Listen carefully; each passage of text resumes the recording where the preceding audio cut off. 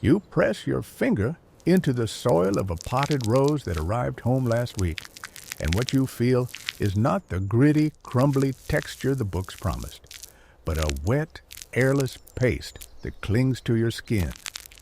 You know that feeling, the sinking recognition that your garden is fighting you instead of working with you.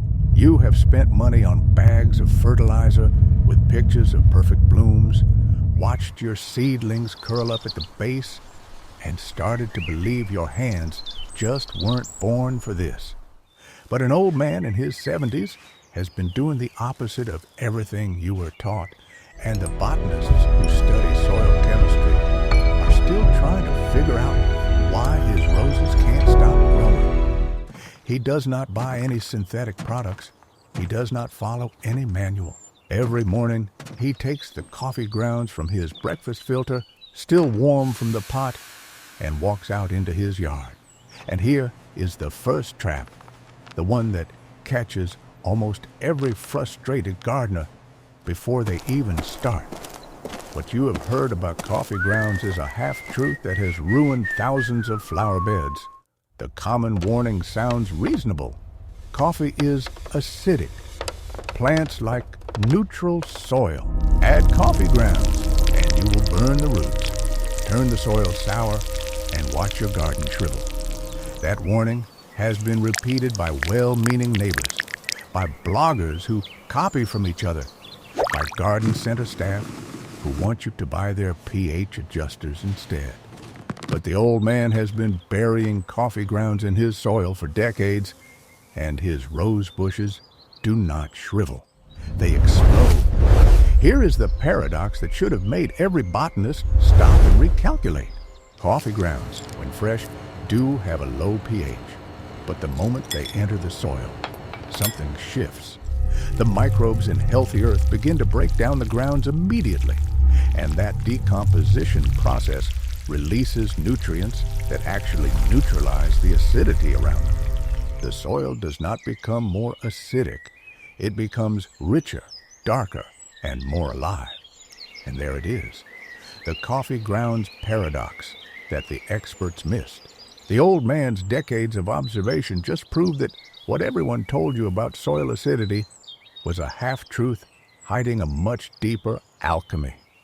Subscribe if you want to keep uncovering the secret that the mainstream gardening advice buries beneath warnings in product sales. Because every kitchen scrap carries a hidden truth that your plants are starving to know. Drop the word paradox in the comments if this moment just shifted how you see your morning coffee waste.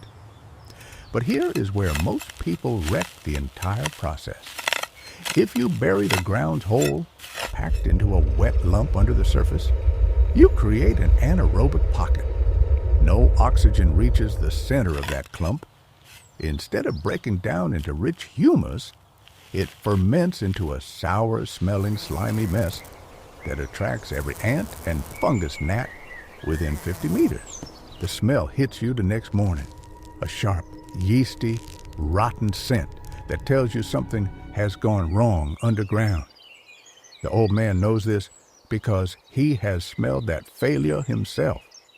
He learned the hard way, not from a lecture. He spreads the grounds in a thin, even layer on a tray in the sun, letting them dry out completely before they ever touch the soil. He waits until they look like dry, dark sand, no moisture left, no clumps. Only then does he take them to the garden. And this is the first concrete step that separates his garden from yours. You take the dried coffee grounds and you mix them into the top few centimeters of soil, not burying them deep, just scratching them in with your fingers or a small trowel. You do this around the base of the plant, keeping a hand's width away from the stem to avoid direct contact with the bark. Then you water gently, just enough to dampen the surface without washing the grounds away. Within hours, the soil changes color. The pale, tired top layer turns dark, almost black, the way good compost looks. And the smell, instead of that sour fermentation scent from the wet clump method, is earthy, like morning dew on fresh humus. That is the signal that the process has started correctly. Now comes the second step that most people skip. The old man never adds coffee grounds alone. He collects eggshells from his kitchen, rinses them clean, and dries them in the sun next to the coffee tray. Once they are brittle, he crushes them into a fine powder using the bottom of a heavy glass jar. Not chunks, not flakes, a fine, almost flour-like powder. He knows that whole eggshells take months to disappear into the soil, doing almost nothing in the time a plant needs calcium most. The powdered shells, mixed into the same top layer where the coffee grounds sit, release their calcium within a day.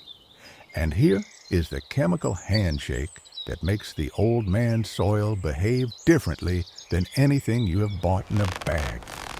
Coffee grounds release nitrogen and potassium. Eggshells provide calcium. Together, they create a nutrient profile that matches exactly what a flowering plant needs during its growth spurt. The soil becomes a self-feeding system.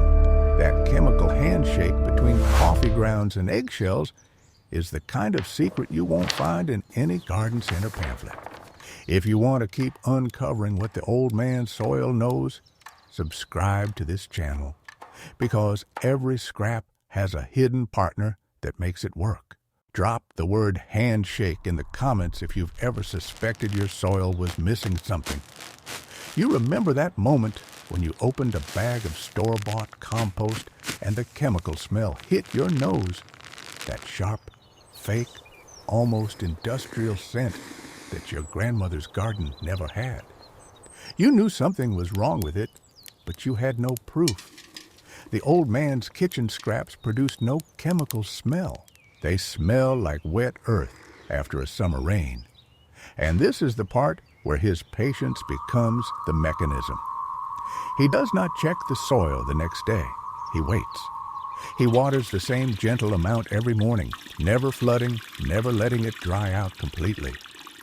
After about a week, the first visible change appears on the oldest leaves of his rose bush. They darken from a pale yellowish green to a deep, vibrant green. The stems, which were thin and slightly bent, begin to stiffen and stand taller. The neighbor, watching over the fence, sees this happen and assumes the old man is using some expensive imported fertilizer. But the old man is just using what comes out of his kitchen every morning. He is proving something that the soil scientists confirmed years ago, but that never made it into the gardening magazines. Coffee grounds do not acidify soil. They feed the microbial engine that keeps soil healthy. But there is a third layer to this method that pushes it beyond what most home gardeners are willing to do. The old man collects not just coffee grounds and eggshells, but the paper filters themselves. He tears them into strips about the width of 2 fingers and lays them flat on the soil surface around his plants. At first glance, it looks like litter, but the wet paper acts as a slow-release mulch, holding moisture in the top layer and preventing the coffee grounds and eggshell powder from washing away in the first heavy rain. The paper breaks down over several weeks, adding carbon to the soil, feeding the same microbes that are already digesting the coffee grounds. Nothing is wasted. Nothing is thrown away. The entire kitchen routine becomes a production line for the soil, not for the trash bin. And here is the proof that the old man's method works better than the standard advice. He keeps one rose bush in his yard that he treats exactly the way the garden center recommends. Synthetic fertilizer, no coffee grounds, no eggshells, no paper mulch. That plant survives, but it does not thrive. Its leaves stay pale. Its stems stay thin. It produces a few small blooms each season, then goes dormant early. Nearly 30 the bush years. next to it, It's treated the with crown his jewel kitchen of the scrap garden, method, grows twice as tall. Its leaves are so dark they almost look polished. The stems are thick and woody, and when it blooms, The flowers are larger, more numerous, and they last a full week longer before wilting. The difference is visible from across the yard. The neighbor cannot ignore it anymore. This is where most people make their final mistake. They see the results and think the method is simple. Just throw kitchen scraps on the soil and wait. They skip the drying step, they skip the powdering step, they skip the paper layer, and within 2 weeks, their soil smells sour, their stems rot at the base, and they go back to believing the old man must have some secret they cannot learn. You have been that person. You have tried a tip, got impatient, took a shortcut, and blamed yourself when it failed. But the failure was not in the method. The failure was in ignoring the details that make the chemistry work. The old man did not get lucky. He got stubborn. He failed in every possible way before he found a sequence that works. Now, imagine your own garden 3 weeks from now. You walk out in the early morning before the sun has fully risen, and you kneel down next to a plant you almost gave up on. You push your finger into the top layer of soil, and instead of that wet, sour paste, you feel crumbly, dark earth that smells like a forest floor after rain. The leaves above your hand are no longer pale and curled. They are broad, dark, and firm, catching the first light. You have seen exactly where the shortcuts lead. Sour soil, rotting stems, the quiet disappointment of blaming yourself. But you have also seen what happens when you honor every single step. The thick stems, the dark leaves, the blooms that last a week longer. That stubborn attention to detail is what separates a garden that merely survives from one that cannot be ignored. If you want more of these sequences, the ones that show you exactly where the myths break and the chemistry works, subscribe now, because we are just getting to the part where the neighbor starts asking questions. Each one and before holds you a leave, story, tell me in the comments, a memory which step of the have you earth. been skipping? The drying, the powdering, or the paper layer? Your answer is the first detail you will never ignore again. That transformation does not require a secret ingredient or a special order from the internet. It requires only what you already have in your kitchen every single morning. The coffee grounds from your breakfast, the eggshells from your cooking, the paper filter that you would have thrown away without thinking. What you have been discarding as waste was never waste at all. It was the missing piece of a system that worked long before anyone sold fertilizer in a bag. The old man in his 70s does not own a fancy watering system or a greenhouse. He does not read gardening blogs or watch tutorials. He just understood one thing that the rest of us forgot. The soil is not a passive container that holds a plant. It is a living engine, and it needs to be fed the way a fire needs to be fed, little by little, with the right fuel at the right time every single day. Kitchen scraps are not trash. They are the fuel that engine was designed to burn. You already have everything you need. The only question that remains is whether you will trust the process long enough to see the results.